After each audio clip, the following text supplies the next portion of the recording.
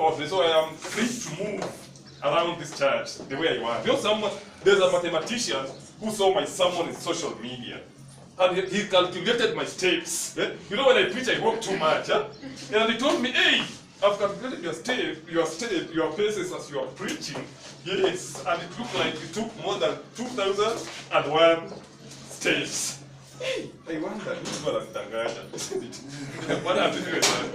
I can put a distance, just like walking from here, and back, from here, Kayole, to General Motors, then back. Huh? Hey, come and eh? They told him that I walk because I'm fit in Christ Jesus. What else if you say? Amen. Amen. What else if you say? So today I want to walk to 4,004 2 times 2. Yeah? I hope the mathematician is watching at me here. What else if you? Praise God. Amen. So God is good all the time. And all the time. God is good. Yes. Yes, sometimes we lose the game because we sacrifice ourselves too much, but we don't obey. How do we do that? Yes, you may be coming to church, sacrificing your time, sacrificing your resources. Yes, you may be sacrificing, maybe you may be sacrificing your offerings in terms of tithe, giving, peace offering, or any offering that you may call it. But you're not obedient. You know, if you sacrifice yourself without obedience, you're a Pharisee. And Pharisees are the ones who crucified Christ. Is that true? So if you are sacrificing yourself before the Lord and you are not obedient to His word, you are sacrificing Christ in the cross again and again and again. Why? Because when Christ looks at you, He looks at you with pain, remembering the pain that He went through in Calvary more than 2017 years ago. Yes, looking at you and saying, this person, do you know that I was nailed in the cross because of you? Why are you kidding me? Why are you joking with me? Yeah? What does it feel, sir? Amen. Are you obedient to the voice of God? Here comes a king. His name was Saul. He was the first king of Israel. The Bible says that he was tall, strong, and termagant. Yes, he had a better looking. Yes, he had a prowess. Yes, a prowess in what? In oration. Yes, his oratory skill was perfect. Yes, he was perfect in the physical sense. Am I making sense? Yes. Yes, and he came from a rich family. His father was a husbandman. Yeah. Yes, a farmer who keeps what? Domestic animals, isn't it? Yes. So, there was a day that his father's donkey were lost. Yeah? Yes, as he was going to look for them, as he was going after them, yes, there was a prophet, a man of God looked at him and said, wow, the Lord has anointed you to become the first king of Israel. Wow, just like you. Yeah, you may be handsome, you may be beautiful, you are great, you are healthy, that's why you are here. Yeah, the Lord looked unto you and anointed you and said, this person will serve me. Yes, I've saved this person. Yes, I want to see this person in that church. I'm telling you, coming to church is not an accident. It's not just easy to come to church and worship God. It takes the hand of God. Yes, and when this man was called, just like you are called, yes? Yes, when he was called, he was anointed and given power. But a white man said, if you want to know a man's character, give him power. Amen. What does it feel? Yes, if I want to know your character, I give you power. How will I give you power? Hey, it's by giving you money so that you become my boss. Yeah? Hey, Pastor Dom, sina unga leo. Wenda utafute bwana. Kila siku unga shika. Isn't it? Will you treat me like that? And because you're powerful, I can do nothing about it. Because you're the one who feeds me. Yeah? So I'm obedient to the power. Even the Bible says that be submissive to authority, isn't it? So this man was given power. Wow! That's when his real characters were exposed. It is said that the Lord looked and what the Amalekites, what were they? Their last Amalekites, yes, did to the children of Israel in the wilderness. You know, there are some things that someone here went through in the wilderness. Maybe you passed through warfare.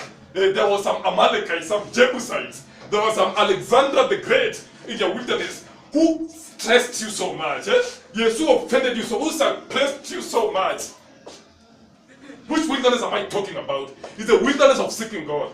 Yes. Maybe an Amalekite to your life can be your husband, can be your wife, can be your child, can be your old prophet, can be your neighbor, can be anybody, your friends, your peer, isn't it? Or those are Amalekites in the wilderness. I'm telling you, before the Lord elevates you, you have to pass through the wilderness. And when you are passing through your wilderness, you have to face hostility in that wilderness. And when you face hostility in those wilderness you are passing through, you don't have to attack them until the Lord gives you permission to attack them. Because the battle is not yours, but God's. Am I making sense? I'm coming slowly by slowly. What has he said? Am I making sense? Yes, you are. So what happened? The Lord looked unto Saul and said, now that I've established you as a king in Israel, I've given you power, I've given you equipped military personnel in your country, in your government. Now, what I want you to do, Saul, is go back to the wilderness that I got you from. Yes? Yes. And visit the land of the Amalekites. Yeah? Yes. And when you visit that land, make sure that you kill everything that you see. You kill everything that you smell. You kill everything that you touch. Because everything in that land is accursed and I don't need it anymore. Why? Because I've remembered what these people did unto you. I'm telling you, being an Amalekite to someone's wilderness has a payback.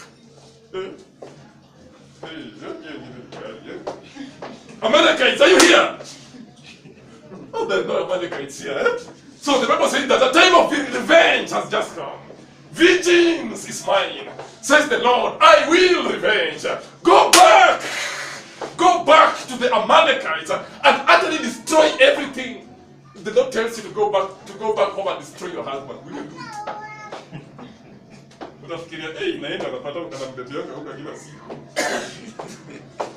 Obedience is better than sacrifice. What does it feel? Because that person was a stumbling block to your wilderness. A time has come that the divine vengeance is just taking its course. Go and destroy them. Go and destroy everything that these people have. So when John was in the mission of destruction, yes, when he was in that mission of destruction, the White House, in the central place in a country, isn't it? Central State House ya Kenya hizi vya Busia, isn't it? Hivyo na Busia kwa Museveni anaipiga bomu, alafu achikuichi. Because that is the symbol of authority. So inafaa iko in the center of every city. Then inafaa iko karibu na headquarters ya military. That is a universal law, isn't it? And that's why kuna Karen huko, alafu teta siko karibu na asikia tena mbali na Karen, isn't it? Bwana asifiwe. Yeah, that is a fact. Facts are facts. Yeah. So I believe that before Saul reached the center of that nation, the headquarters of the nation of the Amalekites, yes, and there's an Ukando, isn't it? And there's an Busia. Unajua ukifika Busia border, utapata ka town kakai kama maana sana, isn't it? And you start destroying those people. Ni wasamia ni wachi. Die, isn't it? That's talking with the Bunyore land, upate omsala, si ndio? Bwana asifiwe sana. Yeah, upate watu wako kwa mawe, wakina upongi tani kadhalika, isn't it? Wakati useme huko bado uko shark, isn't it? The more unasonga unapita Kisumu unasema wow, what a city. Mbona kwambia bado move forward. Tuna vya magari unapata miti misitu unasema hapa ni kwa wakati. Isn't it? Unaona hakuna kitu kwa msitu, unapita Kericho unaona hapa ni majani chai. Unakata watu, haya unaanza kufika Limuru. Wow, kunaanza kushine, isn't it? Bwana asifiwe sana. So it is Nairobi. Wow, Uhuru Park. Hey, then stop. Wow. And so say no, stop it. Stop it! We don't have to destroy these people. Look at their wealth. Look at their president. This man is connected. He will connect us to business people who will do business with us to enrich our country. Let us preserve their king, Agag. And Agag was preserved. Why was he doing that? He said to his mind, there is no reason of killing this man and these fatlings that we are seeing. There is no way I can destroy this Runda estate. No. What I have to do is to arrest the king who is in this land so that I rule him with his resources.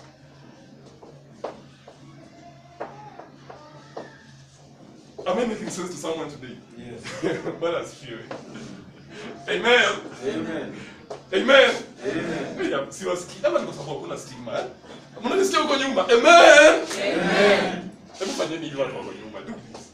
Do this, eh? Oh, kama mnaniona, eh? Good. Good. So what happened? Akasema, I have to stop my operation. Operation Linda Inchi, yeah? I have to stop my operation Linda Inchi. Yes. I'm preserve this king. I'm preserve these fatlings. I'm preserve that central bank because there are treasures in that place. So I don't have to destroy it. The reason behind it, I want to take these things and give God sacrifice. You know, there are some people say, Nikienda kwa Illuminati, just take money from Illuminati and give sacrifice to the church to sanctify that money and enjoy my wealth very well. Oh, I'm telling you. Hey. Do you know that people zingine ukizikemeza kuambia amen? Do you know that? They will destroy you. Amen. Amen. What else? So he took these fatlings and went with them back to the land of Israel.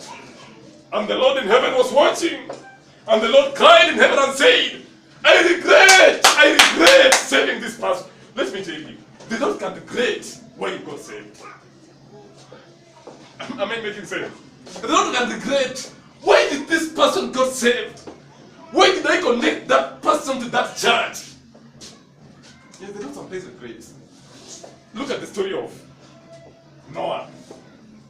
And they don't say, I've regretted making mine because in his heart there is continual evil.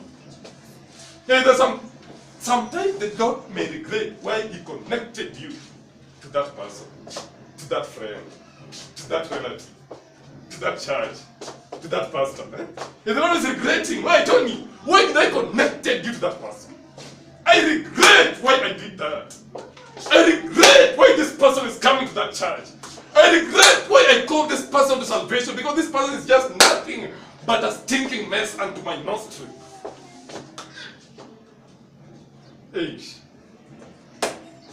But in the physical sense, Saul was running God's divine ministry by logic.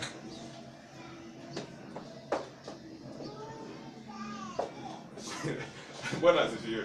Amen. Amen. Amen. No, let me tell you about ministry. Now I'm being up kila siku. Once God calls you, He doesn't need anything in your life to prosper you, to sustain you, not to use you either. What God needs from any person who He calls is obedience. Do you remember the story of Moses? Moses, go and tell Pharaoh to let my people go. Moses a stammerer. Yes, he was going before Pharaoh. Yeah, telling Pharaoh, that's the Lord is telling me to. Yeah, the Lord didn't change his speech. What the Lord needed unto Moses is obedience. And out of Moses' obedience, he liberated the children of Israel out of the land of furious Pharaoh. Is it true? So what the Lord needs in you is obedience, not sacrifice without obedience. Sacrifice without obedience is dead. Jehovah Lord, you have called me to go to preach in America, but I'm not learned. I don't know English. I'm just newly married. So will I leave my wife? Will I leave my children? Will I leave my blah blah? No. When the Lord tells you to go, go. Keep going. Because the Lord that we serve is a God of the goers, not the Lord of the sitters. He don't sit with sitters, but he goes with God. Amen. What you have to do is God. Yes, I know that I don't know English. I know that I'm shy. I know that I'm young. I know that I'm old. But I'm going with you. Amen. I'm going with you. I know that once I'm going with you, once I am with you, amen, I will make it anyway. Amen. You know what I'm saying? Amen. Are you getting what I'm saying? Yes. So, when Saul came back to Israel with logic, now from ministry to logic, from Pentecostalism to theology, well, what else? You know when the Lord called me, I was poor, I was broke, coming from a very humble family. I had nothing. no theological knowledge, no donor, no big fish, no nothing. And he used to worship somewhere in Stanjo, in a sharp place. Yes, I was taken from a Makasi village to Stanjo, isn't it? Yes, so you have to toboka chini. Nikiona pothole, na watanjia karibu na pigia njia mbali. Bwana anawacha njia karibu, anapitia njia ya mshisikia that song. Bwana asifiwe sana. Yeah, the Lord was calling me. It reached a point that I was totally pressed. But I was saying in my heart, as far as I'm with this God, I'm going. Amen. Bwana asifiwe. Amen. And it reached a point that the Lord started connecting me to rich people. Yeah? I was nilikuwa zimetoboka. Naingia kwenye nyumba za watu wakubwa, president. Nje kwenye nyumba ya president akimetoboka, just imagine. Nikogopa nikatoa viatu nje. Wakaniambia man of God usitoe viatu nje. Nikasema hapana, wacha tu nitoe. So kuingia ndani ya hiyo nyumba. President akaambia mfanyakazi wake, mke wa president, alibrushia viatu. Wow, nikasema ataona makoto ndani. No, nikamwambia no, those shoes are anointed. Don't do it.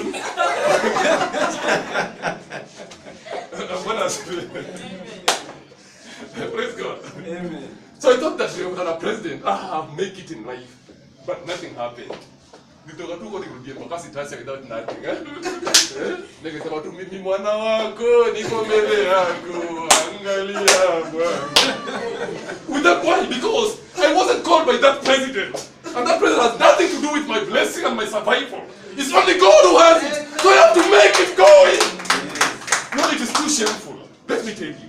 It's too shameful for a man of God. Unapoenda uombe mtu fulani, then you start telling that person tafutie kazi. You know, in heaven, the watchers are watching you. Yeah? The orphanines, the watcher. Man, what are you doing? Because of that, a judgment comes in your life. Because of that, you will be a sufferer for the rest of your life. Be like Elisha. Did you see what Elisha did? I don't want to see that general. Tell him to take his resources, his offering to the dog. I don't need them. I have God. Elisha, what is wrong with you? But let's just say, no, I don't need it. What I have is God. And I have God, I have everything, baby. I have to be wise, isn't it? What happened after his wisdom? Leprosy, sure, and that's the end of it. If God calls you, don't substitute anything with your calling. You may not be holy than thou. You may have billions and billions and zillions of weaknesses. But don't trade your calling. Don't trade your anointing. Don't demean the Lord who called you. Amen. Amen. People sing out there, but they make your mind what you want of a president. Yeah? Isn't it? But mother, you want to for you for them, and you're not even the So, what happened to Saul? So when Saul went back to Israel with his resources and his belongings, his gold and silver, the Lord sent a prophet. And so, wow, to release a curse in the palace. You know there's some people, who are ministering under a curse. Let me give you an example. If you're a minister of the word, there's a little boy kushinda. The way Saul did at Endo. You know that story from the witch of Endo? He went to inquire from the witch of Endo. Isn't it? After frustrations in life.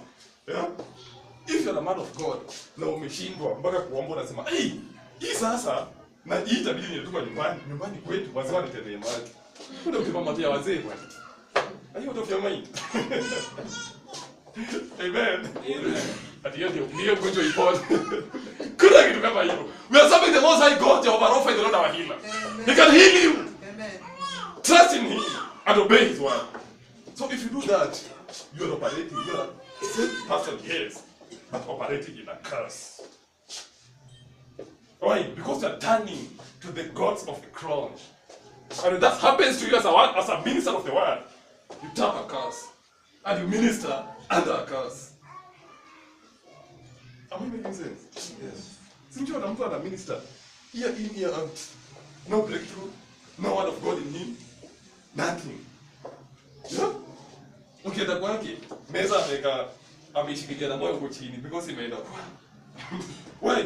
Kwa nini mtu ameingia in salvation for all these years?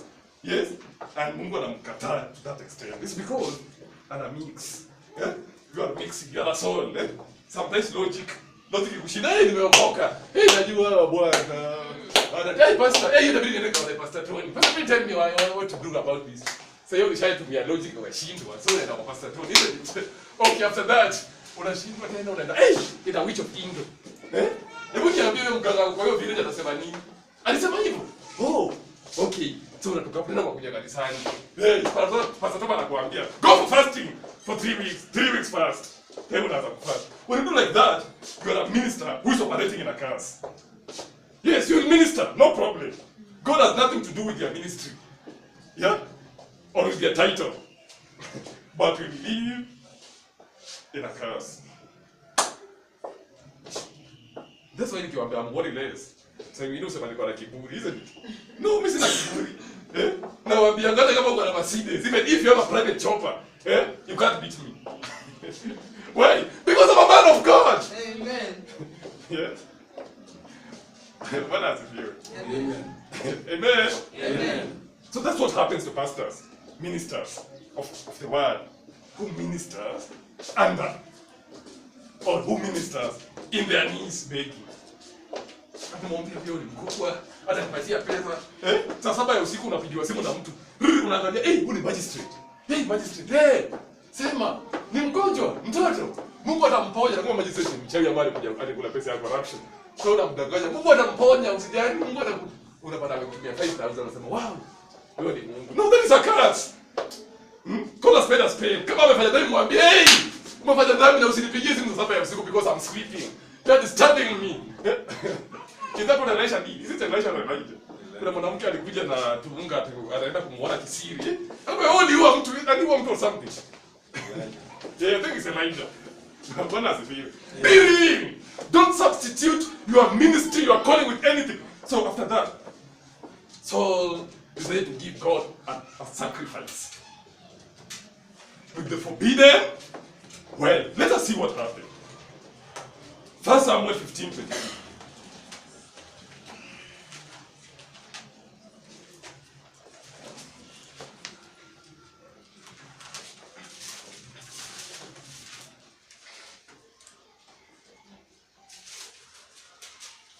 Am I too much? No, some people are crying. People are saying, hey, who worry less?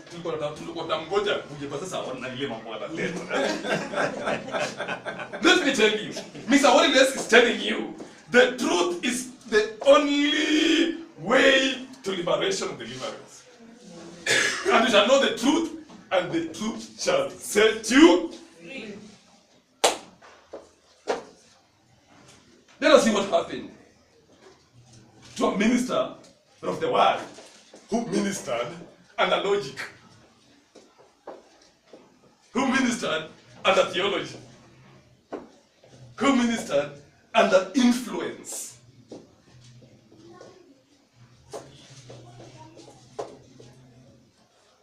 There was a day I preached that I told you guys, let your yeah be yeah and your nay be nay. Yeah? Isn't it? Yes. Be real. Be you. You have to be Amaveric. Amaveric is someone who says what he does and does what he says. Isn't it? Yes, for the Lord to bless you. For the Lord to visit you. And for it to be well with you and your family. But if you come and do the dice, if you start playing dice with God, yeah? Unaweza kucheza tombolo ya solo na Mungu. God does not play tombolo ya solo. Bwana asifiwe sana. That's David. David used to dance mpaka shetani anachanganyikiwa. Alikuwa anasangata rumba mpaka shetani anachanganyikiwa, isn't it? But akifanya makosa, what happened? The Lord used to strike him. So the Lord is not delighted by your sacrifice, but by your obedience. 1 Samuel 15:22. And Samuel said, has the Lord as great delight in burnt offerings and sacrifices as in obeying the voice of the Lord? Behold, to obey is better than sacrifice, and to hearken than the fat of rams. So don't think that you can come here and bribe me. Yeah? So that I love you. What does it do? Those are places tunaona kwa TV, ministers kwa TV. Tunaangalia tunapata watu wameka front line. Oh, these guys are rich, wanaka rich. Yeah?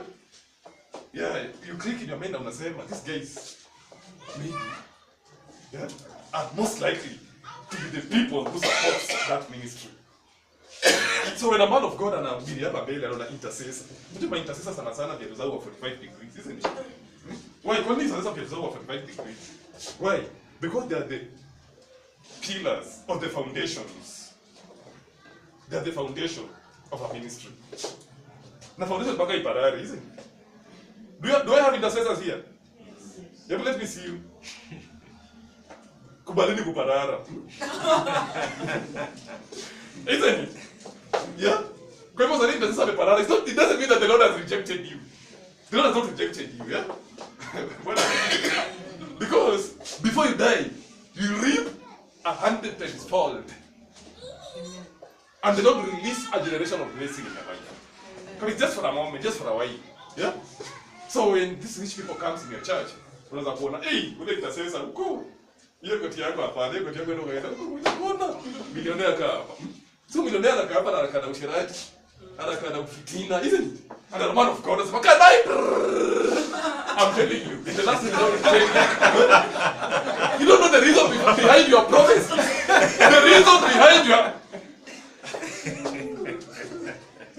The reason behind your prophecies are from those intercessors that are despising. The reason behind your worthless kind of lifestyle is because of your intercessors. And if you kill them, even these rich people will not see them here. Am I making sense? Yes. Am I making sense to someone today? Yes. What does it feel? So aliangalia kwa fatlings, watu wa tumbo. No, watu wa tumbo wafai ukambele for front line. The Lord is elevating us. And this must be reminded to all of us. Because mtu yote akona kitambi anakuja kwa kanisa. Okay, yuko Asha. That is your job, eh? Even if you have a Mercedes or a chopper amepa huku juu. Okay, yuko back left, isn't it? Because the Lord is not delighted in fatlings. It's not delighted with your fat in your stomach. That is your problem. What does it feel with that? Yeah, take them out of the altar of God. Okay, huko nyuma kabisa huko, yeah? Isn't it? Am I making sense? You know facts are facts. Hey, some places that are Mungu inakanganya, isn't it? Mtatoa kangita.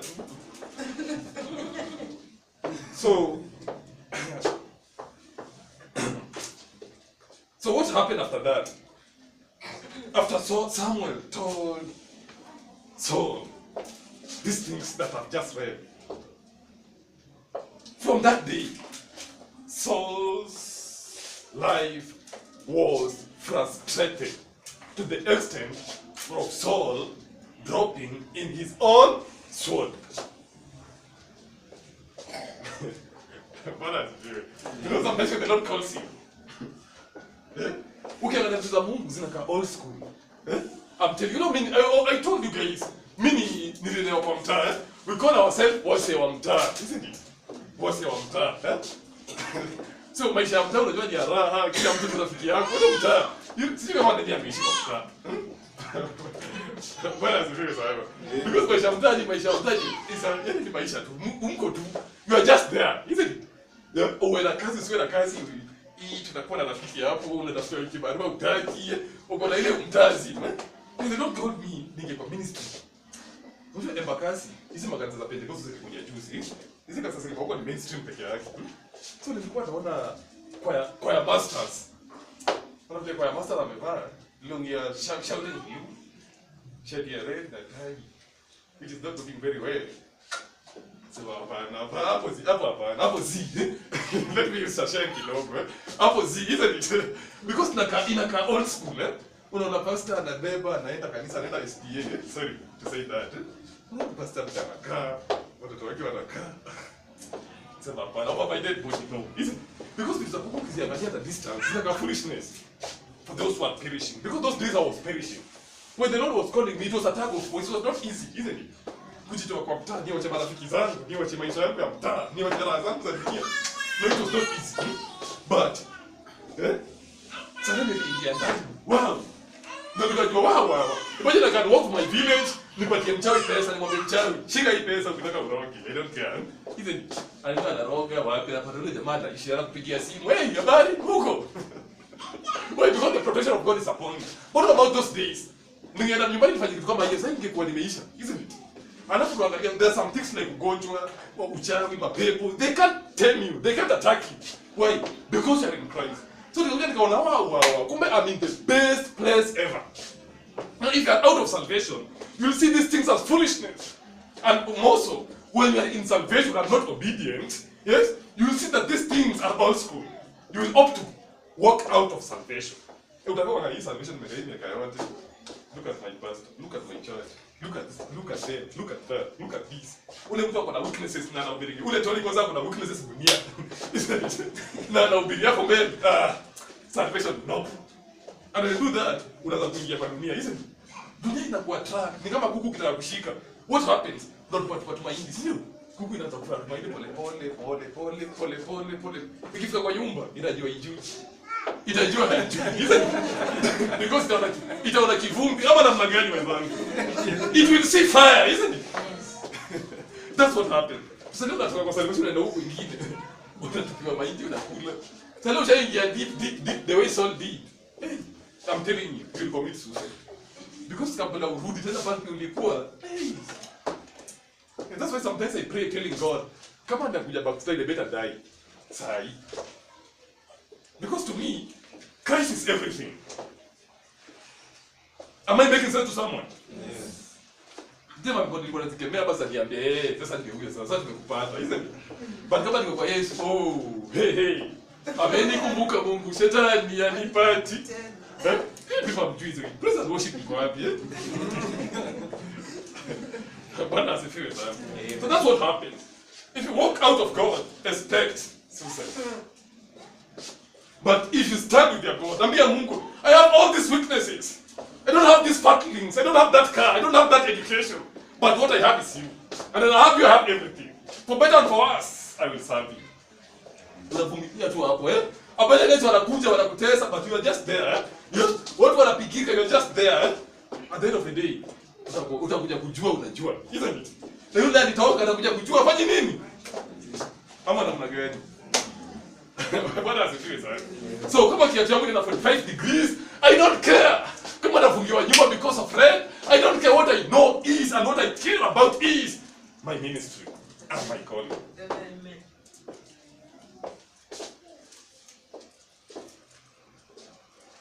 Amen. Amen. Bwana asifiwe. Amen. Another story. There's these two sons, John Mark and Peter. They were the sons of Zebedee. Somewhere in the book of Mark, chapter 1, verse 19 and 20. They were saying that these guys were mending their nets. Yeah? They were doing what? They were mending their nets with their father and a hired servant. So their lives were based on the nets that they were mending. They knew nothing apart from fishing. They were not educated. They were not influential. They didn't have better lookings. They knew nothing about perfumes. So they were barefooted savages, if I may call them. So their lives were mark timing. You know, sometimes we complain about mark timing in life. Sometimes we complain about status quo in life. It is because we normally do things that we are used to do. But we are not obeying the voice of God. Yes, I'm coming to church because I'm used to come to church. I'm fasting every Friday because I'm used to fast every Friday. And I sacrificed my Fridays to be my fasting days. Yes, I'm reading the Bible because I'm used to read the Bible. There are some people who are saved because of used to mentality. Then they're starting complaining. Hey, I've been praying for all these years. I've been disciplining myself. And that's what happened to that rich guy. Jesus Christ, Rabbi, tell me, what else can I do to enter the kingdom of God? Because even this tithe, I pay my tithe, I give my offerings, I go to church, because I help the needy. So what else do I need? The other guy looked at that lawyer and told him, Mr. Lawyer, Mr. Karl Marx, do this. Go and sell everything that you have and follow me. Hey, that man was vexed. His countenance fell. Yes, and said, wow, how comes? And that was the end of his judgment. So he was supposed to sell his belongings and follow Christ, or return his belongings and go to hell. Wow, think about it. So these sons of Zebedee, the Bible says that they were mending their nets, isn't it? Yeah, repairing their nets. To mend is to repair. What does it feel? Sijui kama kuna watu hapo wanaelewa hizo era. Najua ni Pastor Washington, Pastor Tom, Lama na Lucas, labda waliishi hizo eras. Zile era za short. Unatengeneza ma nest huko nyuma. Unachukua mandeka za msitu zitengeneza nest. Short unaweka nest nyingine hapa, nyingine. Siku hizo nest imekuwa fashion, poverty imekuwa turned into fashion, Because siku kuvaa nguo, ukivaa longi, kwa MB. Kwa kaunti mzima ni MP peke yake wanavaa longi. Watu wengine short, kaptula, do you know what kaptulas? Hizo shorts zilikuwa na nest huko nyuma. Because hata kwenda kwa baba yako kununulia nguo, utaanza aje? How will you start? Yeah? Because utaangalia hata ile chakula mnakula ni nini? Isn't it those days? Do you remember those days? Yeah. So that's the life that people are living today, mending their nets. Imeraruka unaweka kipaka, you punches. So that's what these guys were doing. In their life walikuwa wanashika samaki, they made their nets. Next year wanavua samaki, walikuwa wanajua seasons za kutoa samaki, seasons za kula. Their life ilikuwa involved to the things that they were doing. And these guys were religious. But the Bible says, Jesus Christ was passing by. Yesu apita leo.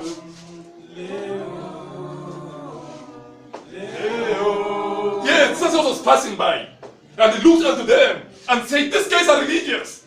These guys are obedient to their father. Because if you see sons helping their father, it means that these sons are obedient. Is that true? So Christ stood and said, now, there is something that is lacking in this people's ministry. And that is the voice of God. And he called them James, John, Mark, and James. Was it John, Mark, and James? If you don't read the Bible, John, Mark, and John and Mark. Not John Mark. Oh, John and Mark, sorry. Yeah, John and Mark. Yeah. When they heard the voice of God, yes, calling them, the Bible says that they left everything with their father. They casted their net down and told their father, enough is enough. We have been timing too much. Now you have to do something. We have to do some adventure. You know, the Lord of the Bible is a God of adventure. And that's why he told Adam and Eve, go and spread. Go and fill the world, isn't it? Nimrod and Agas, no, we are not filling the world. We are building a tower to stay together. Nimrod, the spirit of rebellion. Yeah? And what happened? The Lord sent a confusion of languages in the town of Babel, and those people are scattered. The Lord forced them to be scattered. That's why kuwatokea na Wakamba, kuwatokea na Wakikuyu, kuwatokea na Waelmono, kuwatokea na Watanga, zingine hata ukisijui, zingine hata ukisikia wakiongea fikira wanafanya ke, and they're communicating. Yeah? They came out of confusion, out of disobeying the word of God. If you disobey the voice of God, your life will lead in confusion. So the Bible says, they left their father with their nets, with their boats, and with the hired servants, and followed Christ. And their life changed spontaneously. So if you want your life to change today, yes, if you want the Lord to visit you today, if you want the hand of God to move with you today, learn to listen to the voice of God. Yeah, the Lord is not delighted by what you give. The Lord is not delighted by your fatlings. The Lord is not divided by your altars.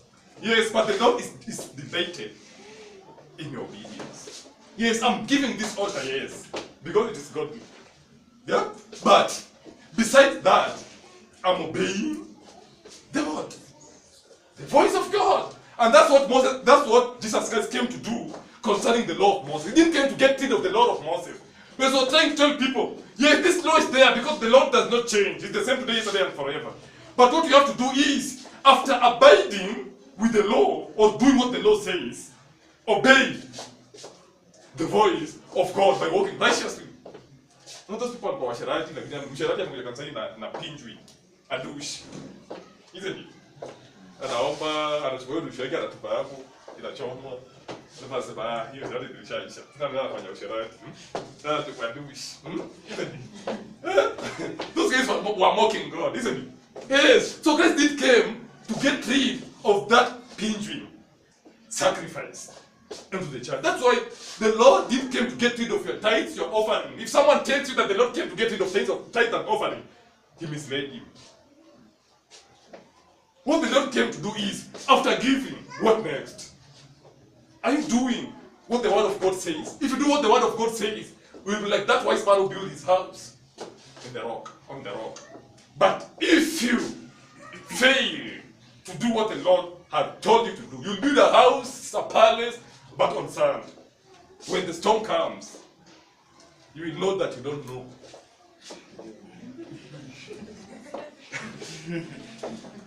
What has the fear is on? Amen. So let us be obedient to his voice. Let us do what the Lord says we should do.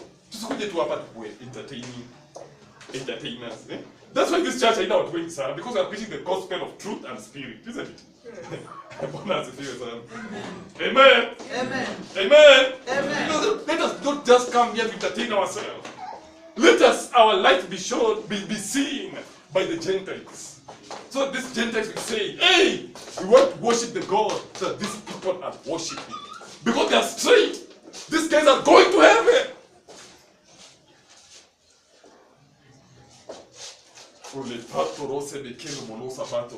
So today we are telling God, as you are just about to go before the Lord, we are telling God to call us out of mending ships, of mending nets, to call us out of habits, to call us out of demonic characters, of hatred, of grudges, of competition, of rudeness to His word, so that we walk with Him in holiness and righteousness. Because the Bible says somewhere that without holiness you cannot see God. The Bible says that be perfect, and the Lord in heaven is perfect. But here comes the champion of grace. His name is Saint Paul.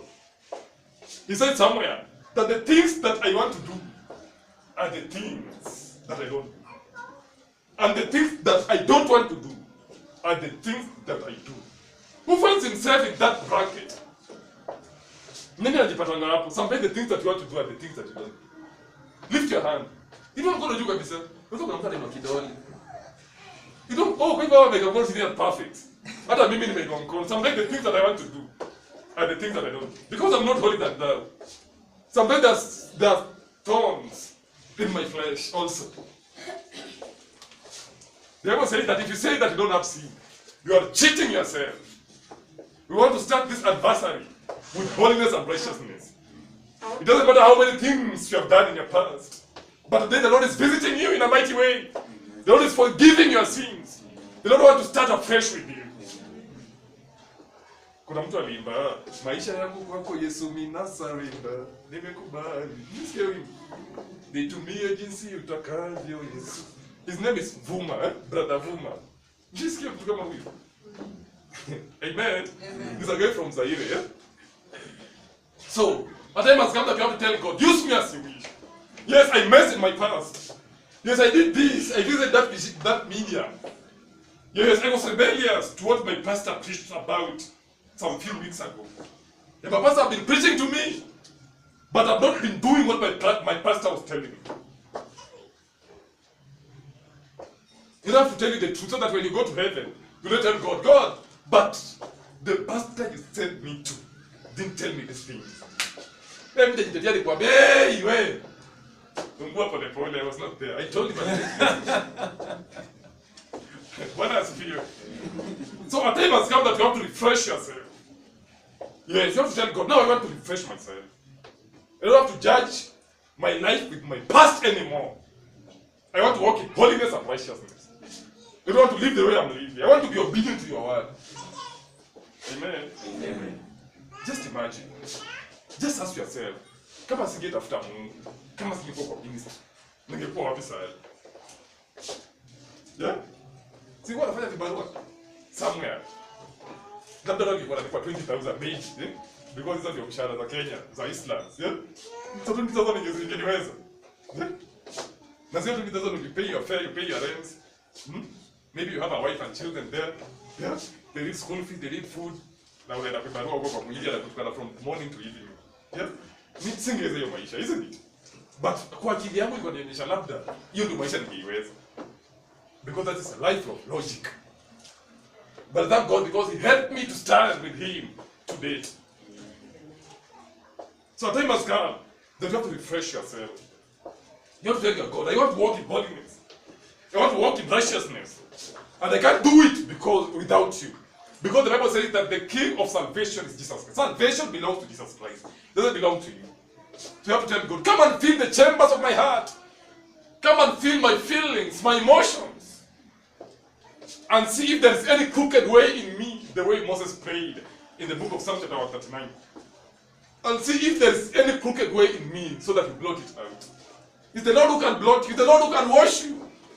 It's the Lord who can bring you back to normalcy and order. It is not by what you do, but by the grace that you are saved. So we want to tell God to release His grace upon us this afternoon.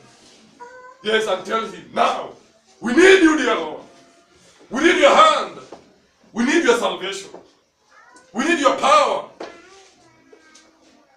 And we need to walk in holiness and righteousness so that we see. You know, there are some people who are singing, nimeuona mimi mkono wa Bwana Yesu. Si muhimu, eh? Nimeuona mimi mkono wa Bwana Yesu. And those people in the villages walikuwa wanahubiri na mahubiri kwa Bible. So yako, Baba Region, those are the times they used in their church. Baba Region anakuwa na tumbo inaguza mpaka pulpit, eh? Nimeuona hirizi inatoka juu. Wao wanakata hirizi. Bwana asifiwe. What a defensive game. Sasa unaonaje mkono wako? You are kidding yourself. Kama unasema baba mzima na akili zako. What are you doing? Unajua vizuri uko na giza, eh? Wewe mwenyewe ni darkness. Na uko mbele ya watoto, eh? That's a shame, isn't it? You have to walk in righteousness. There's no way you can see the hand of God if you are living a sinful life. Forget about it. Now, if you are living, let me tell you, if you are living a sinful person and you see something coming your way, it's not a blessing, but a lack. See there? Because those people who are not in salvation, anything that they encounter to give them peace or joy or ecstasy is a lack.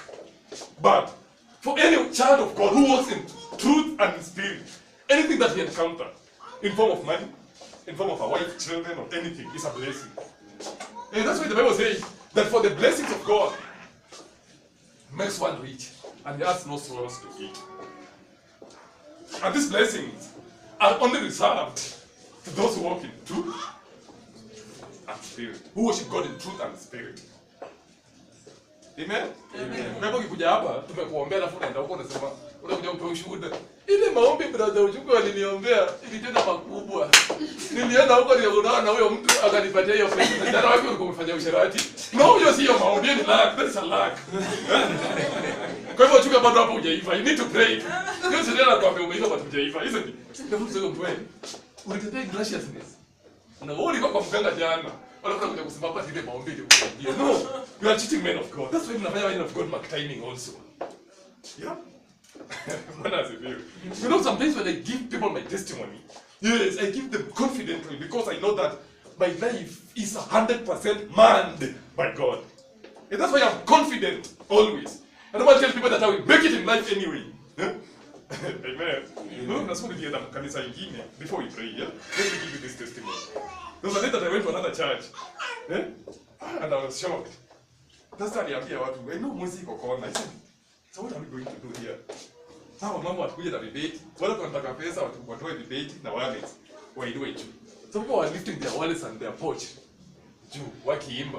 Sisi wana wako hatuna pesa, angalia Bwana. Hey, what a miracle, eh? So there's a day that nikiingia sasa kwa ministry nikianza to grow.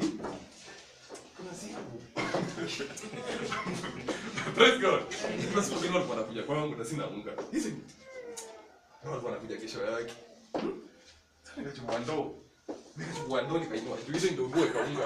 Unajua ndio maisha ya Afrika. Ndoo unga wengi kwa karatasi nikapanda ndoo because of panya. Weka unga kwa karatasi mchanga. Ila ili tusikie kama tunasika. Okay. Angalia, mkainua ndoo. Angalia, ndani hakuna unga. What is this? So I am serious. Maybe Mungu hajasikia. I'm telling you that morning, someone blessed me with a flower. Mungu aliangalia hiyo ndani. So I came and get the flower. So I forgot that thing. Because some things you forget. So there was a day I was very broke. What am I going to do? Nikakumbuka that testimony. Nikachukua wallet yangu kwa bedroom. Mimi mwana wako sina pesa leo. Angalia Bwana. Praise God. So I can look at that wallet, I was disappointed. Because my baby, what did I wallet hapa kwa bedroom? Nikatembea kwa huko nje labda Mungu atatenda. I'm telling you I was disappointed the whole week. But I'm telling you, for all that, I didn't curse God or thought evil against God. I say that, naked I came, and naked shall I return. Blessed be the name of the Lord. The Lord give us things and the Lord shall take them away. So learn how to stand with God.